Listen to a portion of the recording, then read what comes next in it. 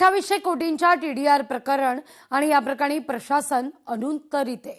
ठाण्यातील 193 एकर जमिनीचा वादग्रस्त मुद्दा ऐरणीवर आहे। वन विभागाकडून जमिनीवर दावा करण्यास वन विभागाची दिरंगाई आहे। ठाण्यातील 193 एकर जमिनीसंदर्भात डी दयाबाई कंपनीला ठाणे महानगरपालिकेकडून 2800 कोटींचा टीडीआर मिळणार आहे। या प्रकरणी उच्च न्यायालयात आणि सर्वोच्च न्यायालयात सुनावणी झाली आहे। यात वन विभागाकडून दिरंगाई झाल्याचा आरोप विरोधकांनी केला। यावर हा वाद केवळ जमीन मालक आणि महापालिका यांच्यातीलच आहे।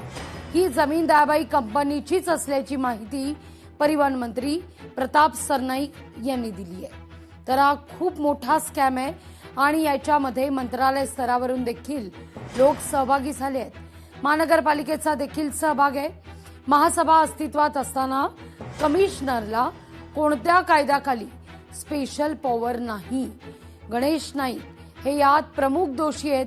हे प्रकरण सुरू असताना न्यायालयात जाण्याकरता गणेश नाईक यांनी हट्ट धरलेला नाही, असा थेट आरोप माजी मंत्री जितेंद्र आव्हाड यांनी केलाय। ही जागा वन विभागाची असेल तर वनमंत्री गणेश नाईक आणि त्यांचा वन विभाग सर्वोच्च न्यायालयात का जात नाही, हा सवाल शिवसेनेचे खासदार नरेश मस्के यांनी केलाय।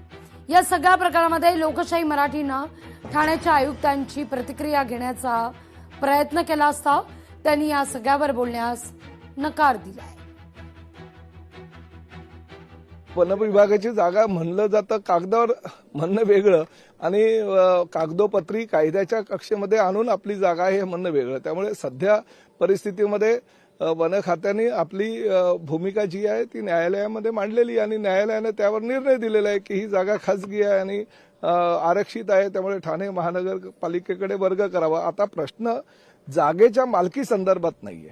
आता हा प्रश्न मालक आणि ठाणे महापालिका यांच्यामध्ये मर्यादित आहे। फक्त जो टीडीआर मिळणार आहे त्या टीडीआरचा लोड किंवा भार हा आता असलेल्या महापालिकेच्या क्षेत्रामध्ये पडल्यामुळे जर सर्वसामान्य जनतेला नागरी सोयी सुविधापासून वंचित राहावं लागेल असेल तर तो टीडीआर आत्ताच द्यावा की नंतर द्यावा, प्रश्न फक्त हाच आहे। हा कंप्लीट मोठा स्कॅम आहे आणि ह्याच्यात मंत्रालय स्तरावरनं पण या स्कॅममध्ये लोक सहभागी झालेले आहेत। ठाणे महानगरपालिका देखील ह्याच्यात पण ह्याच्यात समावेश आहे। असं करताच येत नाही आणि महासभा अस्तित्वात असताना, जनरल बॉडी अस्तित्वात असताना कमिशनरला कुठल्याही कायद्यान्वये स्पेशल पॉवर्स नाही आहेत की ते स्वतः जाऊन हे काही करू शकतात। त्यांना महासभेची परमिशन घेणं अत्यावश्यक होतं, ती कुठलीही परमिशन त्यांनी घेतलेली नाही। गणेश नाईक प्रमुख दोषी आहेत। ही लढाई चालू असताना गणेश नाईकांनी कुठल्याही प्रकारचं सर्वोच्च न्यायालयात जाण्यासाठी हट्ट धरला नाही, गेले नाहीत। टीडीआरचा मुद्दा सध्या ठाण्यामध्ये मोठा गाजतोय, कारण एक डी दयाबाई या कंपनीला एवढा मोठा टीडीआर देण्यात येतोय महानगरपालिकेकडून। वन विभागाची जमीन होतं, त्यांनी आधी आक्षेप केला होता, सर्वोच्च न्यायालयात ते हरले। सर्वोच्च न्यायालयात वन विभाग जाताना दिसत नाही, कुठेतरी सावळा गोंधळ दिसतोय का सगळं? गणेश नाईक साहेबांना विचारा ना, वन विभाग त्यांचा आहे, ते सर्वोच्च न्यायालयात का नाही गेले त्यांना विचारा।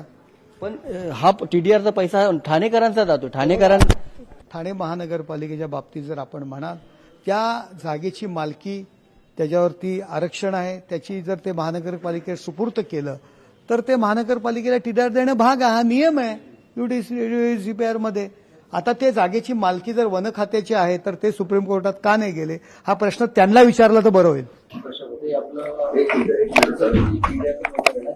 त्या बाबतीत काही बाईट देता येत नाही कारण कोर्टाच्या निर्देशांना कारवाई झाली नाही। पण आपण त्याच्यामध्ये कारण कोर्टाने सांगितलं 21 दिवसापर्यंत आतमध्ये आपल्याला द्यायचे, त्याचा हप्ता वगैरे किंवा आपण पहिलं काही झालेलं आहे का की किरण झालेलं काय भाष्य करता येत नाही। ठाण्यातील मानपाडा चितोळसर इथे 193 जागावरचा वाद जो आहे तो अजूनही थांबताना काही दिसत नाहीये, कारण या जागेवरती 100 एकरवरती आरक्षण पडलं आणि ठाणे महानगरपालिकेने या जागेचा टीडीआर काढलेला आहे आणि हा टीडीआर डी दयाबाई या कंपनीला देण्यात आला असून या जागेची मालकी जी आहे ते सर्वोच्च न्यायालयाने त्या कंपनीबाबतची ठरवली आहे। मात्र या सर्व जागेवरती अजूनही संभ्रम जो आहे तो कायम आहे, कारण वन विभागाची जमीन होती, वन विभागाकडून याबाबतचा दावा उच्च न्यायालयात करण्यात आला होता। मात्र हे सगळं प्रकरण सर्वोच्च न्यायालयात गेल्यानंतर आता मात्र ज्यावेळेस न्यायालयाने निर्णय दिलाय त्यानंतर वन विभाग या जागेसंदर्भात कोणताही दावा करताना पाहायला मिळत नाहीये। याबाबत ठाणे महानगरपालिकेचे आयुक्त आहेत सौरभ राव, ते देखील समोर येऊन काही बोलताना दिसत नाहीये. अजूनही हे सगळं प्रकरण नाही प्रविष्ट आहे, त्याच्यामुळे याबाबत काही स्पष्टता किंवा सांगता येणार नाही अशा प्रकारचं उत्तर त्यांनी लोकशाही मराठीला बोलताना दिलेलं आहे. जर ही जागा वन विभागाची असेल तर तिथे हा टीडीआर द्यावा लागणार नाहीये. त्याच्यामुळे वन विभाग नेमकं काय करते, ठाणे महानगरपालिका काय करते, हे सगळं मिळून काही गौड बंगाल आहे का, याबाबत चर्चा सातत्याने राजकीय वर्तुळात रंगतायत. त्याच्यामुळे नेमके जर 2800 कोटी एखाद्या प्रायव्हेट कंपनीला द्यावे लागले तर ती खूप मोठी रक्कम आहे. त्यामुळे ठाण्याचा विकास कुठे खुंटतोय का, याबाबत देखील प्रश्न सामान्य जनता असेल, विरोधक असतील, हे विचारताना पाहायला मिळतात. उमेश करंजकर, लोकशाही मराठी, ठाणे. लोकशाही मराठी ऐका, पहा, जागरूक रहा.